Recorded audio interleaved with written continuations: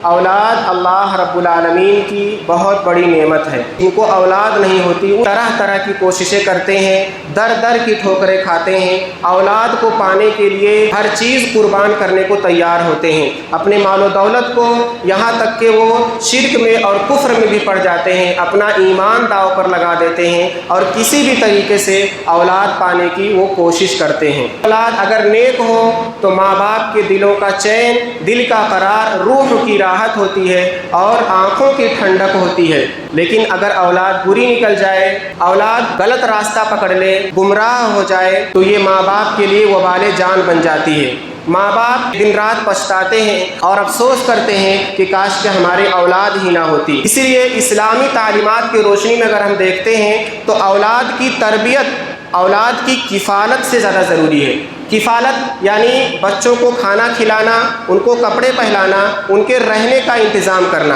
تو یہ چیز سے زیادہ ضروری ہے اس کی تربیت کرنا، یعنی بچوں کو سیدھا راستہ دکھانا، اللہ کی پہچان کروانا، ان کو نیک مسلمان بنانا، اچھا انسان بنا دینا، یہ تربیت جو ہے کفالت سے زیادہ ضروری ہے۔ لیکن ہم لوگ دنیا میں اکثر لوگ کفالت کو ہی اپنی ذمہ داری سمجھتے ہیں، ان کو لگتا ہے کہ ہم اپنے بچوں کو کھلا رہے ہیں، پلا رہے ہیں، رہنے کا اچھا انتظام کر دیا ہے، کپڑے وغیرہ پہنا رہے ہیں تو ہم نے اپنی ذمہ داری کو ادا کر دیا ہے۔ کفالت ہم اپنی ذمہ داری سمجھتے ہیں، پوری کوششیں ہماری اسی کے ارد گرد گھومتی ہیں کہ دن رات ہم بچوں کی کفالت کے لیے پریشان رہتے ہیں، جبکہ تربیت کفالت سے زیادہ ضروری ہے، لیکن ہم اس کی فکر نہیں کرتے ہیں۔ شیطان یہ دلوں میں وسوسہ بھی ڈالتا ہے کہ تربیت کر کے فائدہ کیا ہے، ہم کتنی بھی تربیت کر لیں، اگر بچوں کو بگڑنا ہوگا تو بگڑ ہی جائیں گے، یا ہم تربیت نہ بھی کریں تو اگر ان کو سیدھا ہونا ہوگا تو سیدھے ہو جائیں گے۔ کوشش کر کے مطلب کیا ہے، تربیت کر کے فائدہ کیا ہے، اب ان کو بگڑنا ہوگا بگڑ جائیں گے، اچھا ہونا ہوگا ہو جائیں گے۔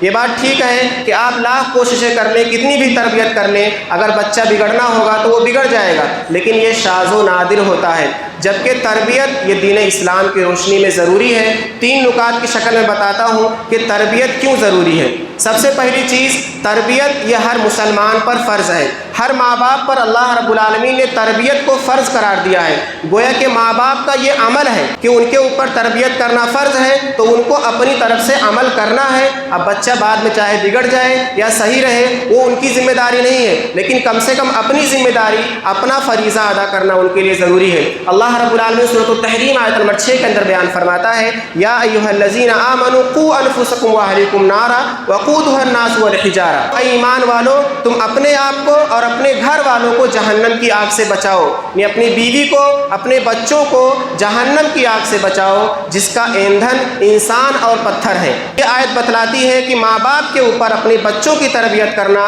ان کو سیدھا راستہ دکھلانا، سیدھے راستے پہ لے کر کے چلنا، یہ ضروری ہے، فرض ہے۔ اسی طریقے سے ایک حدیث ہے بخاری شریف، حدیث نمبر 893، اللہ کے رسول صلی اللہ علیہ وسلم بیان فرماتے ہیں کہ الرجل راع فی بیتہ وہو مسئول عن رعیتہ، کہ آدمی اپنے گھر میں ذمہ دار ہے اور اپنی ذمہ داری کے بارے میں اس سے سوال کیا جائے گا۔ تو آدمی اپنے گھر میں، یعنی اس کے گھر میں جو اولاد ہے، اس کی بیوی ہے، اس کے تعلق سے اس کے ذمہ داری ہے، اس کے اوپر فرض ہے کہ ان کی نگرانی کرے، ان کو صحیح راستہ دکھائے، صحیح راستے پہ لے کر کے چلے، صحیح تربیت کرے۔ والمرأۃ راعیۃ فی بیت زوجہا، عورت بھی اپنے شوہر کے گھر میں ذمہ دار ہے، ومسئولۃ عن رعیتہا، اور وہ بھی اپنی ذمہ داری کے تعلق سے سوال کی جائے گی، اس سے پوچھا جائے گا۔ تو میاں بیوی دونوں ہی اس بات کے ذمہ دار ہیں، ان کے اوپر اللہ تعالیٰ نے فرض کیا ہے کہ اپنے اولاد کی تربیت کریں۔ تو اپنا فریضہ ادا کرنا ہر مسلمان کے لیے ضروری ہے۔ بعد میں اگر اولاد بگڑ جاتی ہے، تربیت کو قبول نہیں کرتی ہے، تو اس کے تعلق سے اللہ تعالیٰ سوال نہیں کرے گا جب آدمی اپنے فریضے کو ادا کر دے۔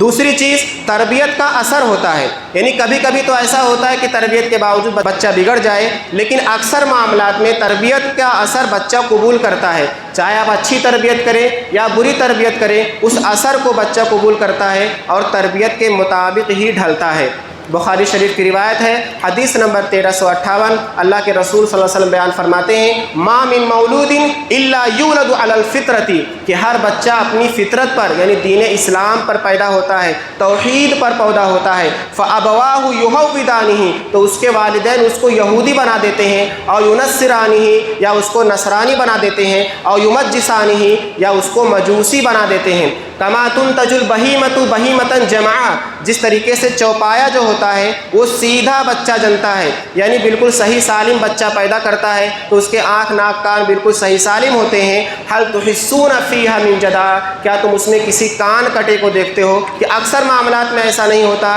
بلکہ جانور اللہ رب العالمین صحیح سالم پیدا کرتا ہے، بعد میں لوگ اس کے کان کو کاٹ کر اس کے اندر عیب کر دیتے ہیں۔ تو اکثر معاملات میں بچہ تربیت کے اثر کو قبول کرتا ہے، اس لیے ہمارے لیے ضروری ہے کہ ہم بچے کی صحیح تربیت کریں، دین اسلام کے مطابق اس کو ڈھالنے کی کوشش کریں۔ اور تیسری چیز، تربیت کا فائدہ ملتا ہے، یعنی ایک ماں باپ اگر اپنے بچے کی تربیت کرتے ہیں، ان کو صحیح راستے پر لگاتے ہیں تو ان کو فائدہ ملتا ہے، وہ ثواب پاتے ہیں، اللہ رب العالمین ان کو اجر عظیم سے نوازتا ہے۔ آپ سوچئے کہ ایک انسان 60-70 سال کی زندگی پاتا ہے اور 60-70 سال وہ اپنا فریضہ جو اللہ تعالیٰ نے اس کے اوپر فرض کیا وہ ادا کرتا ہے، اس کا ثواب پاتا ہے، لیکن اگر وہ اپنی اولاد کی تربیت کر دیتا ہے، اس کے پاس 5 اولاد ہیں، 2-3 بیٹے ہیں، 2 بیٹیاں ہیں، وہ سارے بچوں کی تربیت کرتا ہے، وہ سارے بچے نیکی کرتے ہیں تو ان کے نیکیوں کا بھی ثواب یہ پاتا ہے۔ پھر اگر وہ اپنے اولاد کی تربیت کرتے ہیں تو یہ پوتوں کی بھی نیکیوں کا ثواب پاتا ہے، تو یہ سلسلہ چلتے رہتا ہے۔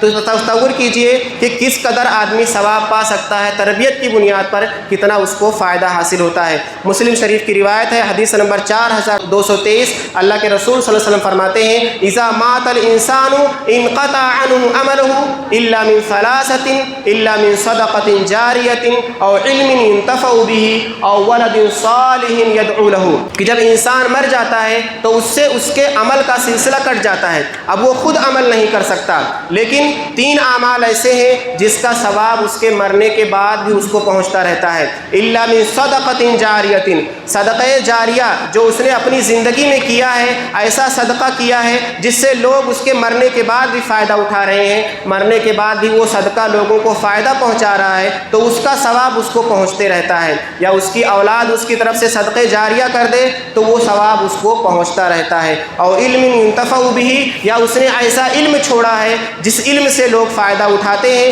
جس علم کو اس نے کوئی کتاب لکھی ہے، اس کتاب کو پڑھ کر کے لوگ فائدہ اٹھاتے ہیں، اس نے کوئی مدرسہ بنایا ہے، اس میں پڑھ کر کے لوگ فائدہ اٹھاتے ہیں، اسی طریقے سے اس نے کسی بچے کو پڑھا دیا ہے، اس کے ذریعے لوگ علم حاصل کرتے ہیں، تو یہ سارا علم کا ثواب بھی وہ پاتے رہتا ہے، اس کے مرنے کے بعد اس کو پہنچتے رہتا ہے۔ او ولد صالح يدعو له، اس نے نیک اولاد چھوڑا ہے، اپنے بچے کی تربیت کی ہے، اپنے بچی کی تربیت کی ہے تو اس کی اولاد نیکی کرتی ہے، اس کی نیکی کا ثواب اس کو بھی ملتا ہے، اس کی اولاد اس کے لیے دعا کرتی ہے، وہ دعا تعالیٰ اس تک اس کے مرنے کے بعد بھی پہنچاتا ہے۔ تو یہ 3 باتیں ہیں جن کی بنیاد پر ہمارے لیے ضروری ہے کہ ہم اپنے اولاد کی تربیت کریں، اپنے اولاد کو نیک راستے پر لگائیں۔ میں آپ لوگوں کے سامنے 10 ایسے بنیادی اصول کا تذکرہ کروں گا جس سے ہم اکثر لوگ غافل رہتے ہیں، اپنے بچوں کی تربیت ان 10 اصولوں پر نہیں کر پاتے ہیں۔ سب سے پہلی چیز ہے کہ اولاد کے دنیا میں آنے سے پہلے ہی ہم کو اولاد کی فکر کرنا ہے، یعنی خود کو نیک بنانا، خود کو صاحب ایمان بنانا، خود کو نیک اعمال والا بنانا، ہم خود نیک عمل کریں اور اپنے ایمان پر قائم رہیں، اپنے ایمان کو پختہ کریں، حلال رزق کمائیں، حلال روزی کھائیں اور نیک بیوی کا انتخاب کریں، ایسے لڑکی سے شادی کریں جو نیک ہو، دیندار ہو۔ یہ اولاد کی سب سے پہلی فکر ہے، یہ تربیت کا سب سے پہلا اصول ہے جس کے معاملے میں ہم اکثر لوگ غفلت کے شکار ہوتے ہیں۔ ہم یا تو خوبصورتی دیکھتے ہیں یا مال و دولت والی لڑکی کو لے کر کے آتے ہیں یا حسب و نسب کو دیکھ کر کے شادی کر لیتے ہیں، لیکن دینداری کو بہت کم لوگ ترجیح دیتے ہیں، دیندار لڑکی کو بہت کم لوگ اس کا انتخاب کرتے ہیں۔ آپ سوچئے کہ ایک آدمی اس کو صبح سے شام تک لے کر کے رزق کی تلاش میں نکلنا پڑتا ہے، تو باپ اپنے بچوں کو عام معاملات میں کم وقت دے سکتا ہے، لیکن ماں بچوں کو زیادہ وقت دیتی ہے، اس لیے ماں کا دیندار ہونا اور زیادہ ضروری ہے۔ اگر ماں ہی دیندار نہ ہو، بے پردہ ہو، وہ فرائض کو نہ ادا کرتی ہو، نافرمان ہو، بد زبان ہو، تو وہ بچے کو گمراہ کر دے گی، بچے کو بگاڑ دے گی، اس کے نفسیات کو خراب کر دے گی۔ اس لیے ایک نیک لڑکی کا انتخاب کرنا مسلمان کے لیے ضروری ہے، یہ تربیت کا پہلا اصول ہے۔ اسی لیے اللہ کے رسول صلی اللہ علیہ وسلم نے بیان فرمایا بخاری شریف حدیث نمبر 5090 کہ لوگ مال و دولت کو دیکھ کر کے شادی کرتے ہیں، حسب و نسب کو دیکھ کر کے شادی کرتے ہیں، خوبصورتی کو دیکھ کر کے شادی کرتے ہیں، لیکن تم فاظفر بذات الدین، تم نیک دیندار لڑکی کو دیکھ کر کے اس سے شادی کر کے کامیابی حاصل کرو۔ جب دیندار لڑکی کو لے کر کے آؤ گے تمہارا گھر سہانا ہو جائے گا، دین کا ماحول ہو جائے گا اور بچہ بھی دیندار بنے گا، دینداری کو قبول کرے گا۔ تو یہ پہلا اصول ہے جس سے ہم غفلت برتتے ہیں، جس کو اپنانا ہمارے لیے ضروری ہے۔ دوسری چیز نیک اولاد کی دعا کرنا۔ دعا یہ مومن کا بہت بڑا ہتھیار ہے جس سے ہم غفلت برتتے ہیں، کیونکہ ہم خود نیکی نہیں کرتے ہیں، نمازوں کی طرف نہیں آتے ہیں، بہت ہی سستی اور غفلت کے ساتھ نماز پڑھتے ہیں، نماز آنا جلدی سے پڑھ کے نکل جاتے ہیں، دعاؤں کا اہتمام نہیں کر پاتے ہیں، جبکہ مومن کا سب سے بڑا ہتھیار دعا ہے کہ وہ اللہ سے اپنا دل لگائے اور روزانہ اللہ تعالیٰ سے دعا مانگے اور نیک اولاد کی دعا کرے، اللہ تعالیٰ سے رو کر کے گڑ گڑا کر کے مانگے کہ اللہ تعالیٰ مجھے نیک اولاد عطا فرما، تو اللہ رب العالمین اس کی ضرور دعا قبول کرے گا۔ بس شرط یہ ہے کہ وہ نیک عمل کرتا ہو اور حلال رزق کماتا ہو، تڑپ کر کے رو کر کے گڑ گڑا کر کے اللہ سے نیک اولاد کی دعا کرتا رہے۔ زکریا علیہ السلام کے بارے میں اللہ رب العالمین سورہ آل عمران آیت نمبر 38 میں بیان فرمایا، قال ربی هب لی من لدنک ذریۃ طیبۃ انک سمیع الدعاء۔ انہوں نے کہا کہ اے میرے رب تو مجھے اپنی جانب سے پاکیزہ اولاد یعنی نیک صالح اولاد عطا فرما، انک سمیع الدعاء، بے شک تو دعاؤں کو سننے والا ہے، دعاؤں کو قبول کرنے والا ہے۔ تو نیک اولاد مانگنا یہ انبیاء کرام کا طریقہ ہے۔ اسی طریقے سے جو عباد الرحمن ہیں، اللہ تعالیٰ کے نیک بندے ہیں، وہ بھی اپنی دعاؤں میں ہمیشہ نیک اولاد مانگتے رہتے ہیں۔ سورۃ الفرقان آیت نمبر 74 میں اللہ تعالیٰ بیان فرماتا ہے، والذین یقولون ربنا هب لنا من ازواجنا وذریاتنا قرۃ اعین واجعلنا للمتقین اماما، کہ عباد الرحمن وہ ہیں جو ہمیشہ اپنے رب سے کہتے ہیں ہماری بیویوں میں اور ہماری ذریت میں ہماری اولاد کی جانب سے ہماری آنکھوں کی ٹھنڈک عطا فرما، جو ہماری آنکھوں کے ٹھنڈک کا سبب بنے، نیک اولاد ہمیں عطا فرما، وجعلنا للمتقین اماما، اور صرف ہمیں ہی نیک اولاد عطا نہ فرما، ہم کو ہی نیک نہ بنا، بلکہ ہمیں لوگوں کے لیے پیشوا بنا دے، لوگوں کے لیے امام بنا دے، کہ لوگ ہمیں دیکھ کر کے نیکی کی طرف آئیں، لوگ ہم کو دیکھیں اور ان کو نیکی کرنا اچھا لگے، وہ نیکیوں کی طرف آئیں۔ تو نیک اولاد کی دعا کرنا ایک مومن کے لیے ضروری ہے تاکہ اللہ رب العالمین اس کی خواہش کو پوری کرے اور اس کو نیک اولاد عطا فرمائے۔ اسی طریقے سے تیسرا اصول یہ ہے کہ جو اولاد کو لانے کا ذریعہ ہے، یعنی میاں بیوی کا ملاپ، ہم بستری جمع کرنا، اس وقت سنت رسول صلی اللہ علیہ وسلم کا خیال کرنا ایک مسلمان کے لیے ضروری ہے۔ آدمی یہ نہ سوچے کہ ہم اپنی خواہشات کو پوری کرنے جا رہے ہیں تو اس میں بس وہ اندھا دھند اس میں اپنے ہوش و حواس کو کھو بیٹھے اور صرف اپنی جنسی لذت کو حاصل کرنے کے چکر میں پڑا رہے، بلکہ اس کا مقصد یہ ہونا چاہیے کہ یہ ہمارا ملاپ اولاد کے پیدا کرنے کا ذریعہ ہے، اللہ تعالیٰ اس کے ذریعے ہمیں نیک اولاد دے۔ تو مسنون دعا جو اللہ کے رسول صلی اللہ علیہ وسلم سے ثابت ہے اس کو روزانہ پڑھے، جب بھی وہ ہم بستری کا ارادہ کرے تو یہ دعا اس کو بھولنا نہیں ہے، خالص دل سے اخلاص کے ساتھ اللہ رب العالمین سے امید لگا کر کے وہ دعا پڑھے تو اللہ رب العالمین سے نیک اولاد عطا فرمائے گا۔ بخاری شریف کی روایت ہے، حدیث نمبر 6388، اللہ کے رسول صلی اللہ علیہ وسلم فرماتے ہیں، لو ان احدهم اذا اراد ان یاتی اهله قال بسم اللہ اللهم جنبنا الشیطان وجنب الشیطان ما رزقتنا، کہ اگر کوئی شخص اپنی بیوی کے پاس آنے کا ارادہ کرتا ہے، اس سے ہم بستری کا ارادہ کرتا ہے اور یہ دعا پڑھتا ہے، بسم اللہ اللہم جنبنا الشیطان وجنب الشیطان ما رزقتنا، یہ دعا ہے کہ میں اللہ کے نام سے شروع کرتا ہوں، اے اللہ تعالیٰ جنبنا الشیطان، تو ہم دونوں کو یعنی ہم میاں بیوی کو شیطان سے محفوظ رکھ، وجنب الشیطان ما رزقتنا، اور ہم دونوں کے ملاپ سے جو اولاد تو دے گا اس اولاد کو بھی شیطان سے محفوظ رکھ۔ آگے اللہ کے رسول صلی اللہ علیہ وسلم بیان فرماتے ہیں، فَإِنَّهُ إِن يُقَدَّرَ بَيْنَهُمَا وَلَدٌ فِي ذَلِكَ لَمْ يَضُرَّهُ شَيْطَانٌ أَبَدًا، اگر اس ملاپ کے ذریعے اللہ رب العالمین اولاد کو مقدر کرتا ہے تو اس بچے کو شیطان کبھی بھی نقصان نہیں پہنچا پاتا، یعنی نہ جسمانی طور پر اس کو نقصان پہنچا پاتا ہے نہ روحانی طور پر اس کو نقصان پہنچا پاتا ہے۔ بس شرط یہ ہے کہ آدمی اخلاص کے ساتھ ایمان کے ساتھ اللہ رب العالمین سے امید لگا کر کے اور خود نیک بن کر کے اس دعا کا اہتمام کرے۔ ایسا نہ ہو کہ آدمی خود برائیوں میں ڈوبا رہے اور سوچے میں اس دعا کا اہتمام کر لوں میرا بچہ نیک ہو جائے گا، تو ایسا نہیں ہوگا۔ خود کو نیک بنا کر کے اللہ رب العالمین سے اخلاص کے ساتھ، محبت کے ساتھ، امید کے ساتھ اس دعا کا روزانہ اہتمام کرے تو اللہ رب العالمین اس کی اولاد کو شیطان کے شر سے محفوظ رکھے گا۔ اسی طریقے سے چوتھا اصول یہ ہے کہ اپنی اولاد کا اچھا نام رکھنا، اور برے نام برے القاب سے بچنا، یہ بھی معاشرے میں بہت ہی غلط اس میں طریقہ پایا جاتا ہے کہ عام طور پر لوگ بچے کا نام اچھا رکھ بھی دیتے ہیں تو اس کو جو پکارتے ہیں وہ غلط نام سے پکارتے ہیں، اس کے عیبوں کے ساتھ پکارتے ہیں، عجیب طریقے کے نام دے کر کے اس کو پکارتے ہیں، جبکہ نام کا نفسیات پر بہت برا اثر ہوتا ہے، کیونکہ نام جو ہے اس سے بچے کو بار بار پکارا جاتا ہے۔ نام صالح ہو، محبت سے اس نام کے ذریعے بچے کو پکارا جائے تو اس کی نفسیات پر اچھا اثر پڑتا ہے، اچھے اثر کو قبول کرتا ہے۔ جب اس کا مذاق بنایا جائے، اس کا برا نام، اور خاص طور سے ماں باپ جب برے نام سے پکارے تو وہ اور زیادہ برے نفسیات کا شکار ہوتا ہے اور وہ غلط طریقے کو اپنا سکتا ہے۔ تو نام اچھا رکھنا یہ ضروری ہے۔ اللہ کے رسول صلی اللہ علیہ وسلم نے بہت سارے صحابہ کرام کے نام چینج کیے ہیں، تقریباً 50 سے زیادہ ایسے واقعات ہیں صحابہ اور صحابیات جن کے اللہ کے رسول صلی اللہ علیہ وسلم نے نام کو چینج کر دیا کیونکہ ان کے نام غلط تھے۔ ایک واقعہ میں آپ کے سامنے بیان کرتا ہوں، بخاری شریف کی روایت ہے، حدیث نمبر 6190، سعید ابن مسیب رحمہ اللہ جو کہ تابعین میں سب سے بڑے تابعی مانے جاتے ہیں، وہ بیان فرماتے ہیں ان کے والد اور ان کے دادا دونوں صحابی تھے، یعنی مسیب رضی اللہ تعالیٰ عنہ اور مسیب کے والد حزن رضی اللہ تعالیٰ عنہ، یہ دونوں صحابی تھے۔ تو سعید ابن مسیب بیان فرماتے ہیں کہ میرے والد نے یہ واقعہ بیان فرمایا کہ ان کے والد یعنی حزن رضی اللہ تعالیٰ عنہ اللہ کے رسول صلی اللہ علیہ وسلم کی خدمت میں حاضر ہوئے تو اللہ کے رسول صلی اللہ علیہ وسلم نے پوچھا کہ تمہارا نام کیا ہے؟ تو انہوں نے کہا میرا نام حزن ہے، اور حزن کا مطلب ہوتا ہے سختی۔ اللہ کے رسول صلی اللہ علیہ وسلم نے یہ پسند نہیں فرمایا کہ ایک مومن کا ایسا نام ہو جو سختی یا قساوت قلب پر دلالت کرے کہ اس کا دل سخت ہو، کیونکہ اللہ کے رسول صلی اللہ علیہ وسلم نرمی کو پسند فرماتے تھے۔ تو آپ نے کہا نہیں بلکہ تم سہل ہو، انت سہل، بلکہ تم سہل ہو۔ آپ صلی اللہ علیہ وسلم نے نام چینج کر دیا۔ تو انہوں نے کہا یعنی حضرت رضی اللہ تعالیٰ نے اس مشورے کو قبول نہیں کیا، انہوں نے کہا کہ جو میرے ماں باپ نے نام رکھا ہے اس کو میں بدلنا نہیں چاہتا ہوں۔ تو سعید ابن مسیب ان کے پوتے یعنی حزن رضی اللہ تعالیٰ عنہ کے پوتے بیان فرماتے ہیں کہ اللہ کے رسول صلی اللہ علیہ وسلم کا مشورہ جب انہوں نے نہیں مانا میرے دادا نے، اس کا اثر یہ ہوا کہ میرے خاندان میں اس کے بعد ہمیشہ سختی رہی، ان کے ذریعے سے جتنے بھی لوگ آئے پوتے پوتیاں تو ان کے دلوں میں سختی برقرار رہی اس نام کی وجہ سے۔ تو اس طریقے سے یہ ہوتا ہے کہ آدمی نام غلط نہ رکھے، نام اچھا رکھے، اور خاص طور سے ماں باپ یہ ذمہ داری نبھائے کہ اپنے بچے کو نام اچھا رکھ کر کے اسی نام سے پکارے،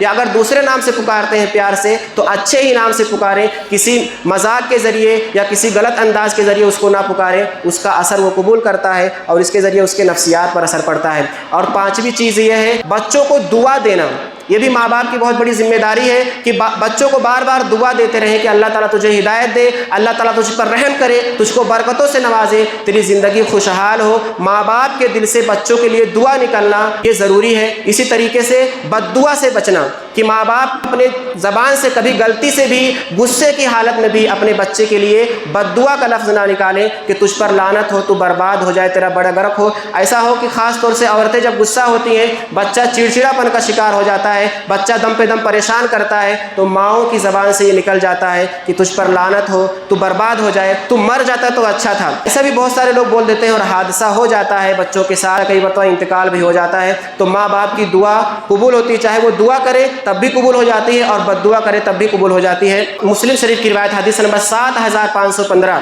حضرت جابر ابن عبداللہ رضی اللہ تعالیٰ عنہ بیان فرماتے ہیں کہ ہم اللہ کے رسول صلی اللہ علیہ وسلم کے ساتھ ایک غزوے میں تھے، اور اس غزوے میں حالت یہ تھی کہ ایک اونٹ جس کے اوپر پانی لدا ہوا تھا، تو اس اونٹ پر سواری کی باری 7 لوگوں کی باری اللہ کے رسول صلی اللہ علیہ وسلم نے طے کی تھی کہ باری باری لوگ اس پر سواری کرتے تھے۔ تو ایک مرتبہ اس پر ایک انصاری صحابی کی باری آئی تو انہوں نے اس اونٹ کو بٹھایا اور اس کے بعد اس پر سوار ہوئے، اور سوار ہونے کے بعد اس کو اٹھانے لگے تو اونٹ نے اٹھنے میں دیری کی تو ان کو غصہ آ گیا اور کہا تجھ پر اللہ کی لعنت ہو، اپنے اونٹ کو کہا کہ تجھ پر اللہ کی لعنت ہو۔ اللہ کے رسول صلی اللہ علیہ وسلم نے کہا کہ کون ہے جو اپنے جانور پر اللہ کی لعنت بھیج رہا ہے؟ تو اس صحابی نے کہا کہ اللہ کے رسول میں ہوں۔ تو آپ صلی اللہ علیہ وسلم نے کہا کہ اس پہ سے جلدی سے اتر جاؤ، اور جس پر اللہ کی لعنت بھیج دی گئی ہے اس کو ہم سے الگ کر دو، وہ ہمارے ساتھ نہیں چل سکتا۔ اور آگے اللہ کے رسول صلی اللہ علیہ وسلم نے بیان فرمایا لا تدعوا علی انفسکم، تم اپنے خلاف بھی بد دعا نہ کرو، ولا تدعوا علی اولادکم، اور اپنے اولاد کے خلاف بھی بد دعا نہ کرو، ولا تدعوا علی اموالکم،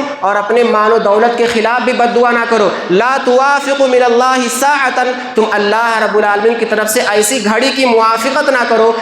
یسأل فیہا عطاء، جس میں کوئی چیز مانگی جائے، فیستجیب لکم، اللہ تعالیٰ اس کو قبول کر لے۔ ہو سکتا ہے وہ قبولیت کی گھڑی ہو اور اللہ تعالیٰ قبول کر لے اور تم سزا سے دو چار ہو جاؤ، بعد میں زندگی بھر تم کو پچھتانا پڑے، تو اولاد پر لعنت بھیجنا، ان کو برا بھلا بولنا، یہ انتہائی زیادہ غلط بات ہے، اس سے ماں باپ کو بچنا چاہیے۔ اسی طریقے سے چھٹا اصول یہ ہے کہ ماں باپ اپنے اولاد کو عقیدہ توحید سکھلائیں، ان کو شرک سے بچائیں۔